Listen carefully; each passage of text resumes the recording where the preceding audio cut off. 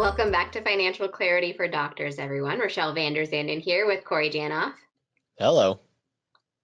Today, we wanted to spend a little bit of time talking about how sometimes you can get in a rough spot with your finances. I do think we spend a lot of time talking about all of the things that you can do to put yourself in a good position to reach your long-term goals. But there are absolutely times when you're in a position where it's really, really hard to even make the short term work, much less the long term. And I do think that's a lot more true when we're living on like a resident salary or a fellow salary. I feel like we don't come across that quite as often with our attending clients. But, when you're in a position where you're living on that kind of salary and maybe you have some big debt payments, or maybe there's kids and you have a spouse that's at home and a family to care for, it can be really hard to make ends meet on that level of salary. So today we wanted to spend a little bit of time just focusing on a few strategies to hopefully make the day to day a little bit more doable. If you are in training, I think the most important thing to know is that it's not going to be like this forever. You're not going to just be struggling to make the day to day work forever, but hopefully we can, just kind of strategize a little bit and make it a little bit more doable until you get to that point where you're making a little bit more income. Any other broad thoughts there, Corey? No, I think a lot of it's just tough it out. There are brighter Yeah. days ahead, but there definitely are some things you can do in the short term to try and make things better or slow the bleeding, if you will, in those more dire circumstances, so that the hole you have to dig yourself out of in practice isn't as big. So trying to keep the hole as small as possible while you're in training or whatever your circumstances are. Yeah, that'll help you out in the long run, of course. Yeah, obviously. I know we don't really like to talk about budgeting too much because budgeting's not fun.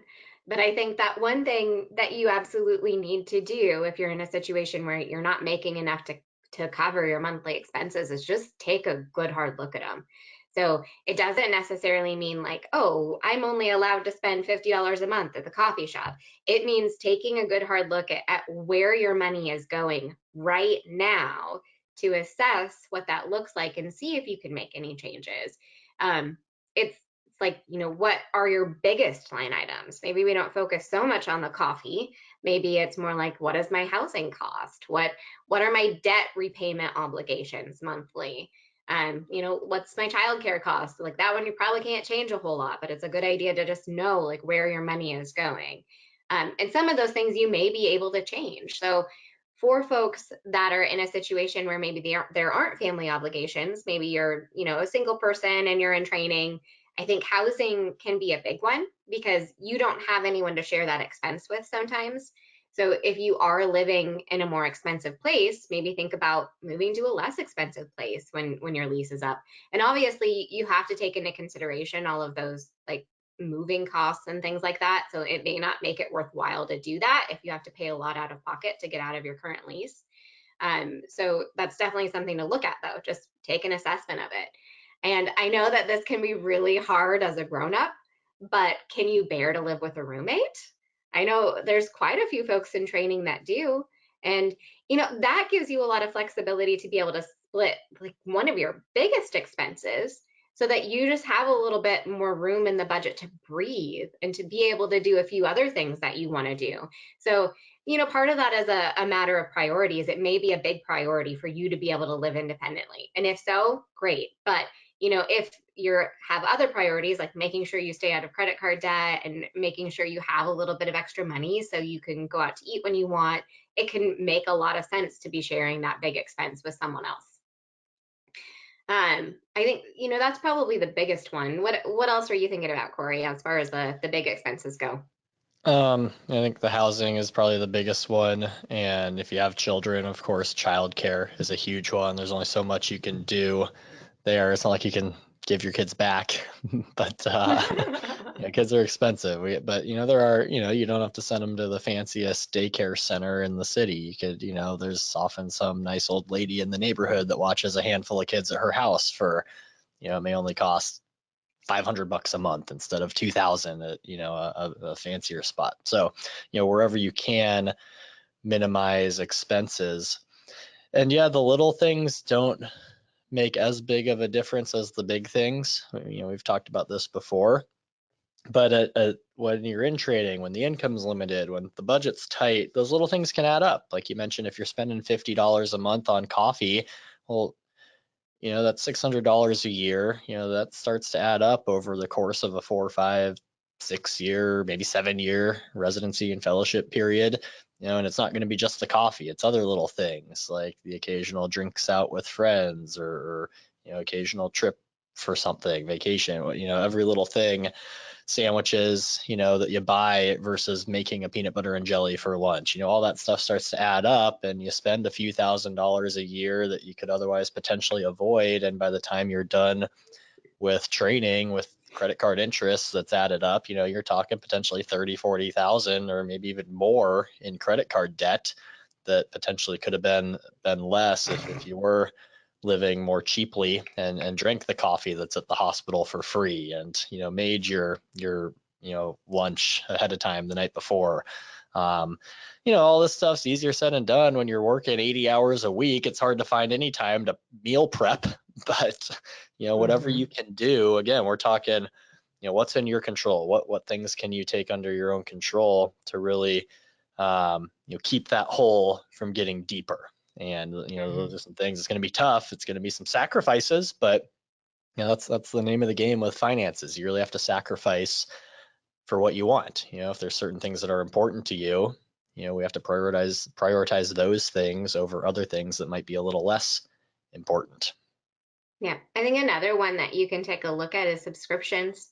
If we have a lot of recurring monthly expenses, especially if you're working a whole bunch and you can't use them, it might not make sense to keep paying for more expensive things.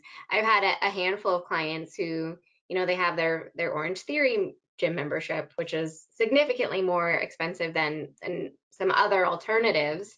And that was a big thing that they just decided to do. Like, hey, like I'm just going to switch to 24-hour fitness for now. And partially because I can't go as much as I want to anyway. So why am I spending this much money on this? And again, like that may be something that's really important to you. And we're not suggesting that you like cut things out that are really important to you. It's just a matter of taking a good look and trying to prioritize and make sure that you're making those decisions with all of the information in front of you and with the realization that it can have a big impact on your finances.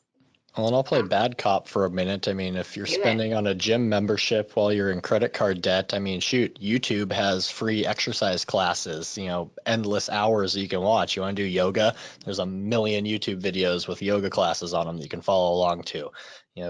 Orange Theory, I've never done Orange Theory, but I'm sure there's Orange Theory-esque classes that you could watch on YouTube, P90X, CrossFit, whatever. There's plenty of stuff that you can get for free um, on the internet these days. So, you can stream it. And if you have internet, assuming, that's probably an essential one. But bum your friend's Netflix password instead of having your own Netflix subscription if the budget's Yes. tight. Wait, we probably shouldn't say that. I still use my brother's Netflix account. I don't use my own. Netflix, don't come after me. Oh my goodness. Yeah, I don't think they're listening to our podcast today, Probably not. but no, I mean, I think there are lots of little things that you can do just to potentially make ends meet. And I think that when you get down to it, sometimes it's not going to be enough, but every little bit helps. Um, One thing that we were thinking about ahead of time is that sometimes your debt payments as a whole can be a big chunk of your monthly budget. And that can be student loans, especially if you have some private ones. It can be credit card payments. It can be, that relocation loan that you had to take out to move across the country. All of those kinds of things can add up a lot. And there are some potential ways that you can restructure that so it's a little bit more doable with your monthly cash flow, but also so maybe it's accruing less interest. And maybe like when you get to the end of training, it's a smaller bucket so that you're not having to spend so much time digging yourself out of that hole. So I think that's one thing. It is really, really important when we want to take account of our monthly spending, but we also want to look at our overall obligations. What are your debts sketch them out. It might be painful, but you should write them all down. You should know what every single one of them is. You should know exactly what the interest rates are. You should know like how the repayment's structured. And you can potentially change some of those things. Some of this will be affected a little bit by your credit score. So if you have a decent credit score, there are a lot of things that you can potentially do to restructure that. If you don't, you may need to take some short-term steps in the interim just to make your credit score better. Like that's going to be a big part of this strategy long term. But I think for some things, if you are planning on doing public service loan forgiveness, obviously when that administrative forbearance for COVID is over, we'll want to do everything that we can to make those income driven payments, because that every payment that you make right now is a payment that you don't have to pay on the back end when your income is going to be substantially higher and your payment's going to be substantially higher. So that should be a high priority, making sure you can make those income driven payments if you're working towards PSLF. If you're not, and you really are going into credit card debt because you're making your student loan payments, it might make sense to go into like a hardship forbearance, or just call and talk to them and go into forbearance, because the interest rate on your student loans is going to be less than the interest rate on your credit cards. So, if you're not working towards PSLF, it may make sense to pause those for a bit. And I know that can be really painful, and that's a big mental hurdle for people because the student loans are such a big obligation. But again, like the credit cards are a much higher interest rate. We don't want to be going into credit card debt so you can make your student loan payments. I'm assuming there's, Yeah. 150% chance that you're not doing PSLF and you're okay with closing the door on that option. There are some lenders that you can refinance with while in training, and they have a very small minimum payment, like $100 a month while you're in training. Or I don't know if they still exist, but there are a few years ago, I know there was one that was only requiring $1 a month minimum.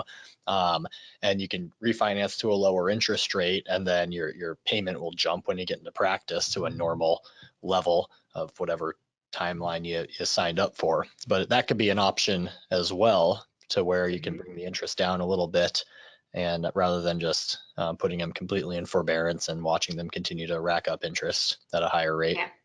Yep. And that's another one where it's going to depend a little bit on your credit score. But if you can do that, that can absolutely be a good solution.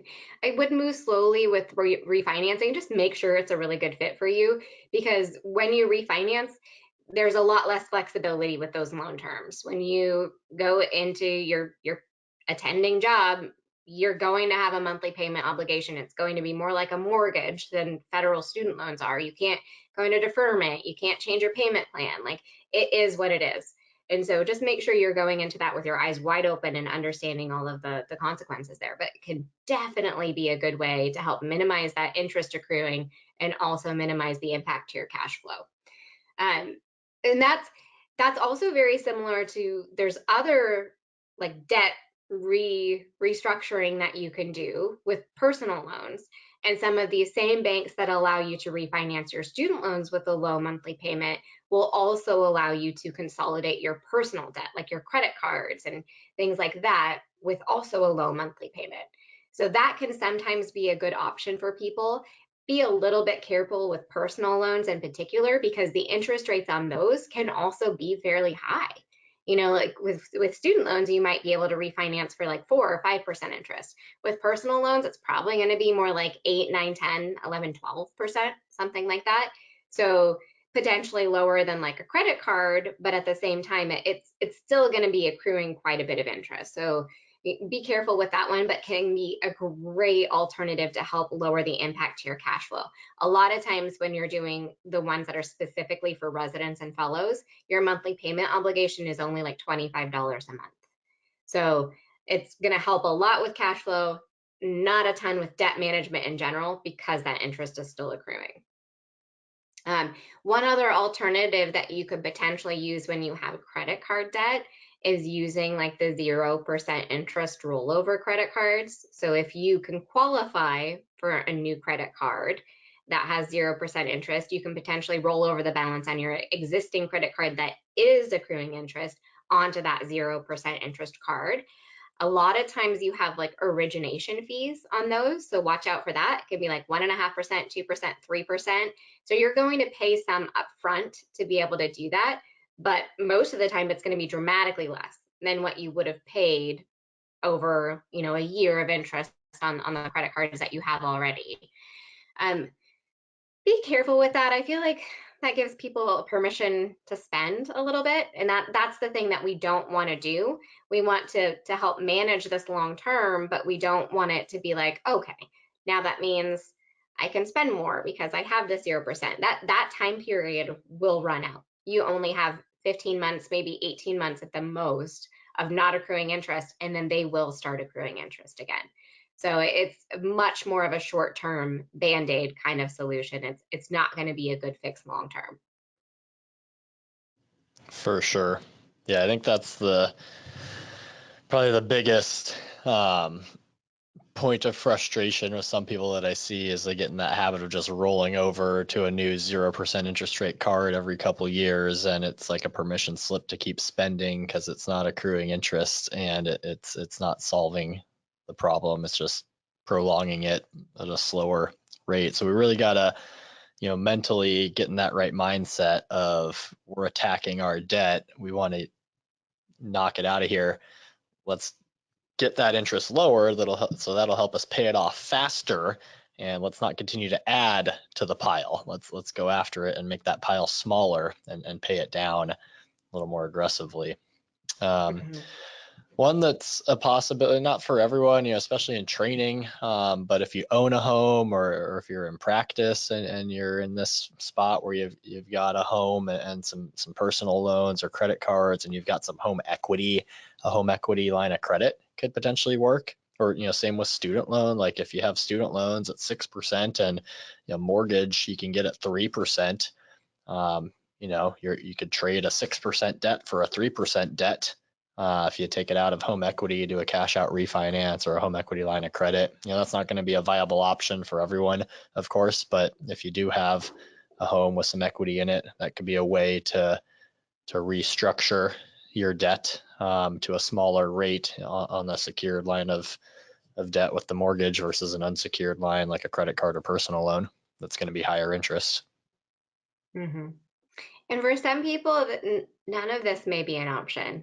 If you're in a position where you have a lot of credit card debt and your credit score is fairly low because of that, it can be really hard to qualify for a new credit card. It can be hard to qualify for a personal loan or like a new student loan. And if that's the case, like it's going to be challenging for a little bit. We always suggest that when you're in a situation like that, take good stock of what your debts are and line them up by interest rate. And what you're going to do is you just want to make the minimum payments on everything except that highest interest rate debt, which is normally going to be a credit card. Whatever that credit card is, that's where you're going to put your extra money. And you can just chip away at it a little bit. Like if you're cash flow negative, you're probably not going to be able to, but if you're in a position where you have even a little bit of extra cash flow, that's where that money goes. It goes to the highest interest rate debt. And as you chip away at your credit cards, your credit score will get a little bit better. So then maybe you get into a position where you will be able to, do a personal loan or roll over a balance or something like that. So there's always things that you can do to make it incrementally better. It just may not get substantially better until you have a big increase in income. That may be what it comes down to. And I think for people that are in training, it's really important to acknowledge that you're not making the salary right now that you expect to make long term. This is a small portion of what you expect that cash flow to look like. So it can be super, super painful right now, but it doesn't necessarily mean it's going to last forever. You mentioned making more. We already talked about spending Yeah. less, do what you can to Yeah. spend less, but another option potentially is to earn more money. Obviously your salary is fixed depending on your PGY year and what hospital you're at, but if moonlighting is an option, pick up some moonlighting shifts. If you can bring in an extra 1,000, 2,000 a month from moonlighting, I mean, that's huge. That'll go a long way, especially at that resident level income. I have some residents who've literally doubled their income from moonlighting pretty regularly. And now it's not an option for everyone, depending on where you're at, your specialty, you may not be allowed to moonlight, but there might be other opportunities to pick up some side hustles, if you will, on your spare time, whether that be, answering surveys or, tutoring med students or, whatever. You can just Google and get some ideas. There's ways to make a little bit more money here and there. I know it's tough. You got limited hours. The schedule's not always consistent, but whatever you can do to try and boost your income, that's more money that you can hurl at your debts and pay them down a little bit faster. Absolutely. Yeah. I think, long story short, if you are struggling with your finances and you're in training, you're not the only one. There's a lot of folks that are. And I think a large part of it is dependent on like your cost of living. Like, where do you live? If you live in the Bay Area, it's probably tough. If you live in New York, it's probably tough. So there's a lot of things like that that you can't necessarily control. So try to focus in on the things that you can control and know But that, yeah, as go I say, ahead. try not to make that No. an excuse though. Like Corey, bad cop. yes, if you're making $70,000 a year in San Francisco or New York, yeah, it doesn't go very far, but you can make ends meet. We've done the math and it's possible. Now, of course, there are exceptions, like maybe you've got the kids in the picture, or you're paying child support. Maybe you're helping family out. You've got some parents that health wise need assistance. There's a number of factors that could be potentially out of your control that require or cause your expenses to be higher than some of your peers. But don't make, oh, I'm living in a high cost of living city, so that's a permission slip to rack up debt, an excuse. I have plenty of clients who've gone through residency and fellowship in the most expensive cities in America, and they've managed to come out credit card debt free. They may have student loans, but they've kept the credit cards and personal loans out of the picture, and even managed to max out a Roth IRA each year. So it is possible. You just got to be somewhat disciplined with your finances. So, but we do Absolutely. understand it's, higher cost of living does make it more challenging to make ends meet and make headway on some of these debts than if you're in a lower cost of living area. Yeah.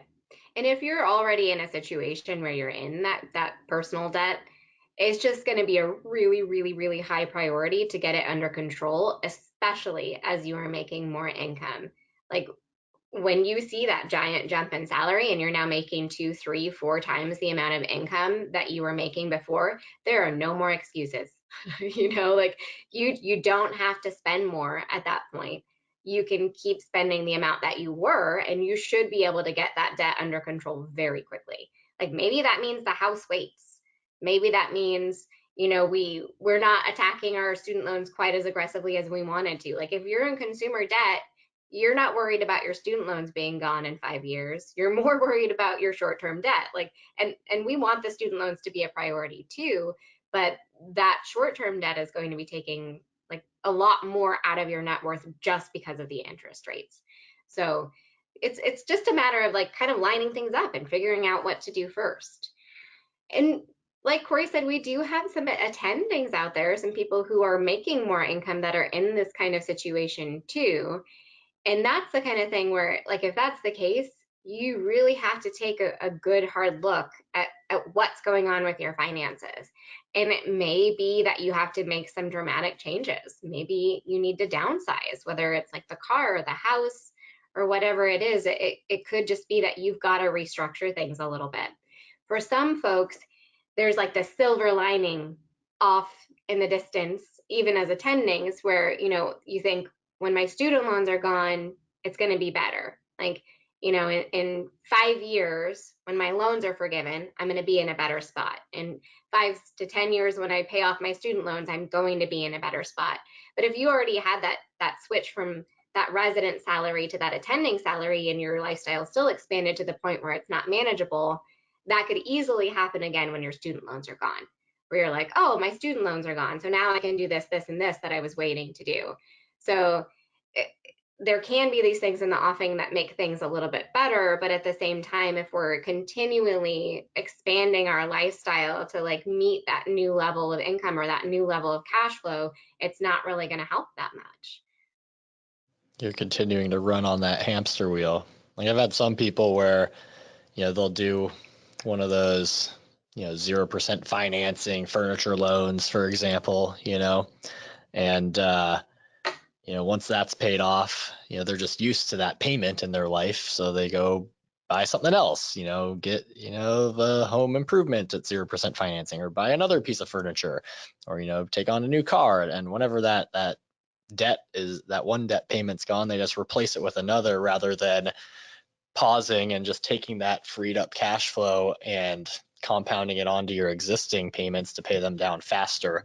Ideally, we get rid of all the consumer debt and have that blank slate, make sure we have enough money going towards our various financial goals so that we can achieve them within a timely manner.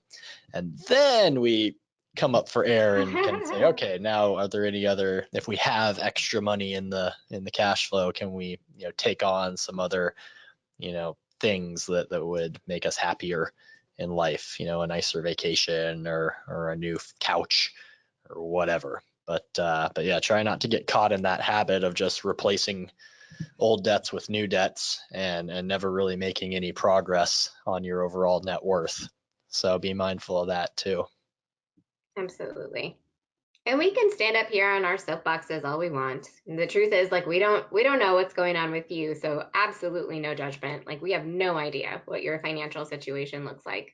If you're ever in a situation where you feel like you really need to like talk through something with someone, we're here. You can always email us, and we'd be happy to touch base with people. But sometimes you need a second look just to kind of get an idea of what's going on, what can we do to make this incrementally better. But I think if you haven't yet, taking a good hard look at it yourself, like with your significant other, if you have one, is a great start too. Just making sure you really know what the whole picture looks like, because I do feel like sometimes people are just like, here's my paycheck, here's what I'm spending, and that's all like you just know how much is coming in and out, if that, you might not even know exactly what that looks like. Agreed.